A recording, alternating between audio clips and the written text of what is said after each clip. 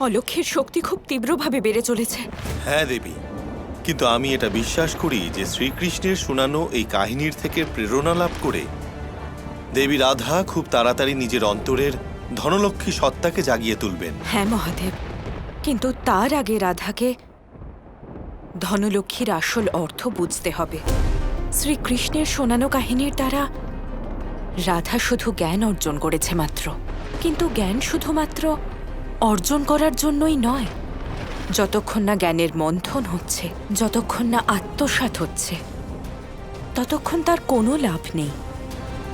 মহাদেব, যতক্ষণ না রাধা কোনো সিদ্ধান্তে উপনীত হচ্ছে, ততক্ষণ আমি নিজেও রাধার অন্তরে ধনলক্ষ্মীর শক্তির সঞ্চার করতে পারবো না।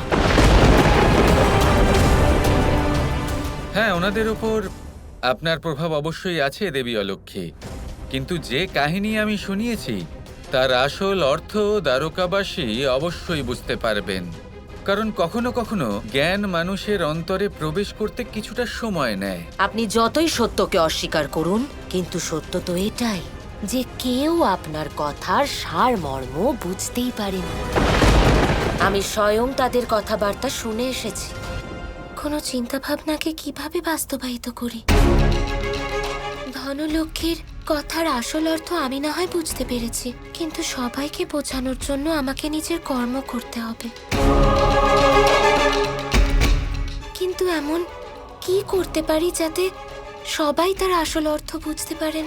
কখনো কখনো এক অত্যন্ত গম্ভীর কথা সরলভাবে বোঝানোর চেষ্টা করলে নিশ্চিত রূপেই বেশি সংখ্যক মানুষই তা বুঝতে পেরে যান। মনে হচ্ছে কৃষ্ণ আমাকে আমার দ্বন্দ্বের সমাধান দিয়ে গেল। এবার আমি বুঝতে পেরেছি আমার কি করা উচিত। কি বলতে চাইছেন আপনি? আপনি আপনার কাজ করতে থাকুন। কাল আপনি নিজেই দেখতে পাবেন যে দ্বারকাবাসীরা ধনলক্ষ্মীর অর্থ, তার মাহাত্ম্য বুঝতে পেরেছেন কি পারেননি।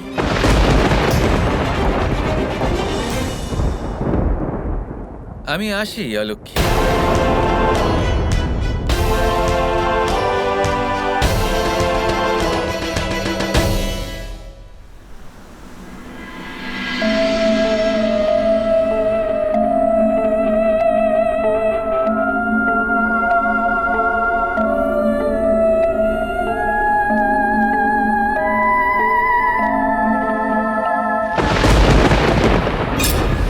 সেই সময় আর বেশি দূরে নেই যখন দ্বারকাতে পূর্ণরূপে আমার প্রভুত্ব স্থাপিত হবে।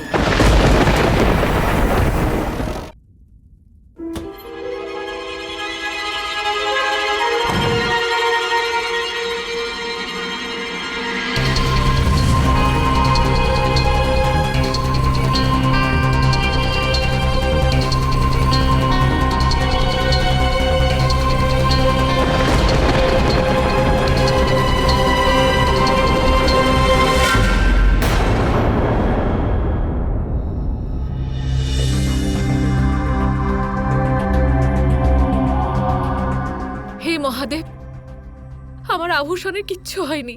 ওই বরের কোনো কুপ্রভাব আমার উপর পড়েনি। আমি সত্যি খুব ভয় পেয়ে গিয়েছিলাম। এগুলোকে স্পর্শ করার জন্য আমাকে কতটা সাহস জোগাতে হয়েছে। আমার ভয় হচ্ছিল যে এগুলোকে স্পর্শ করলেই যদি অদৃশ্য হয়ে যেত।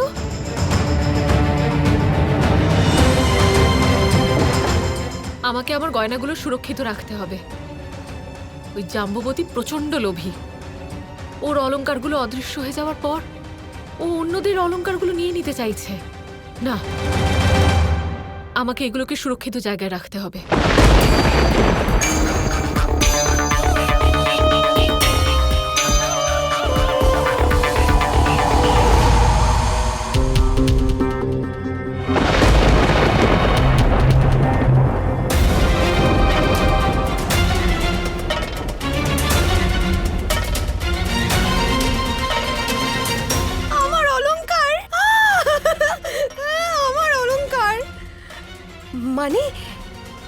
মানে আমি অভিশপ্ত হইনি। আমার অলংকার আমার স্পর্শে অদৃশ্য হলো না। আমার অলংকার এগুলোকে না আমি কোথাও লুকিয়ে রাখি। হ্যাঁ, কিন্তু কোথায় লুকাই? যদি ওই ওই মা এখানে এসে এগুলো নিজের হাতে স্পর্শ করেন, তাহলে আমার সমস্ত অলংকার অদৃশ্য হয়ে যাবে। অসন্তুষ্টি আর লোভ আগুন জ্বালিয়ে দিয়েছে।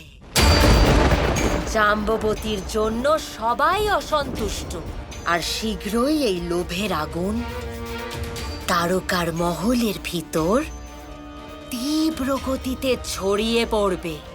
লক্ষণা, মা, মা, হে কি আপনি? কি হয়েছে লক্ষণা? কি কি লুকোচ্ছ তুমি? আমি কিছু না তো। লক্ষণা, তোমার মুখ দেখে তো অন্য কিছু মনে হচ্ছে। কি লুকোচ্ছ তুমি? আপনিও না মা, কি যে বলেন। আমি আবার কি লুকাবো আপনার থেকে? আপনি তো আমার মা হন, তাই না? আ, আ, মানে আসলে এখানে কষ্ট করে এলেন কেন? লক্ষণা, আমি তোমাকে একটা অনুরোধ করতে চাই। হ্যাঁ, তো বলুন না আপনি। আমি তোমার স্বর্ণ অলংকার স্পর্শ করতে চাই। হ্যাঁ, না, কিন্তু কেন মা? আপনি আপনি এরকম কেন করতে চাইছেন? লক্ষণা, আমি তোমার স্বর্ণ অলংকার স্পর্শ করে এটা জানতে চাই যে আমি এখনো অভিশপ্ত নাকি অভিশপ্ত নই। কি? ক্ষমা করে দিন আমাকে, কিন্তু কিন্তু না, এগুলো এগুলো হলো আমার গয়না। আপনি জানেন না মা, এগুলো হলো আমার মা বাবার দেওয়া একমাত্র স্মৃতি। আমি এগুলো কখনোই নষ্ট হয়ে যেতে দেখতে পারবো না। না না, কখনোই না, আমি কিছুতেই হতে দেব না। এগুলো আমার অলংকার। আপনি আপনি অন্য কারোর কাছে যান না, দেখুন পেয়ে যাবেন, কিন্তু এগুলো নয়, এগুলো তো আমার।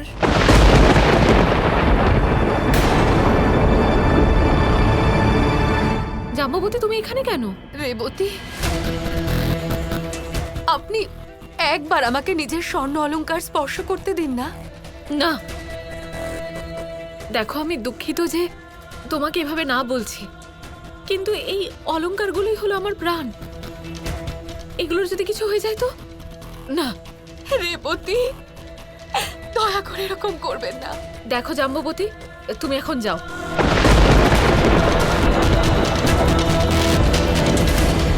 পরিকল্পনার দ্বিতীয় চরণ শুধুমাত্র অসন্তোষ আর লোভ নয়, বিষণ্ণতাও ছেয়ে যাবে। মহলে প্রেম আর বিশ্বাসের স্থানে ঈর্ষা আর মতভেদ উৎপন্ন হবে। দেখতে থাকুন আপনার মহলের ভিতর কেমন ভাবে হাহাকার ছড়িয়ে পড়ে। তুমি আমার কথা ভাবছিলে অলক্ষ্মী? হ্যাঁ, আমার পরিকল্পনার প্রভাবটা তো একবার দেখুন শ্রীকৃষ্ণ। এবার প্রস্তুত হয়ে যান নিজের প্রিয়জনদের দুর্দশা দেখার জন্য।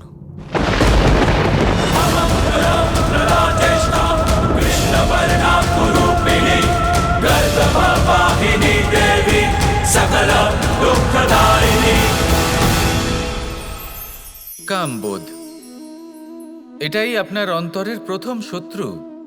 বেশিরভাগ মানুষই কামবোধ বলতে লালসা বোঝেন, কিন্তু এটা সম্পূর্ণ সত্য নয়।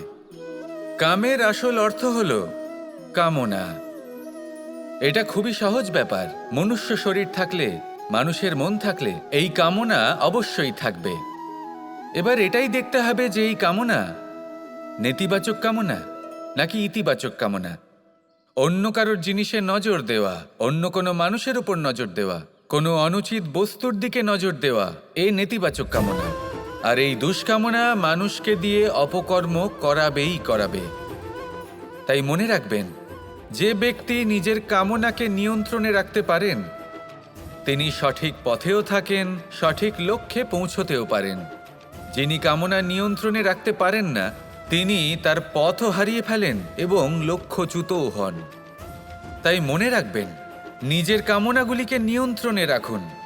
কাম নামক এই শত্রুর ওপর বিজয় লাভ করুন। আর আমার সাথে ভালোবেসে বলুন, Radha Radha. Krishna Krishna Krishna Krishna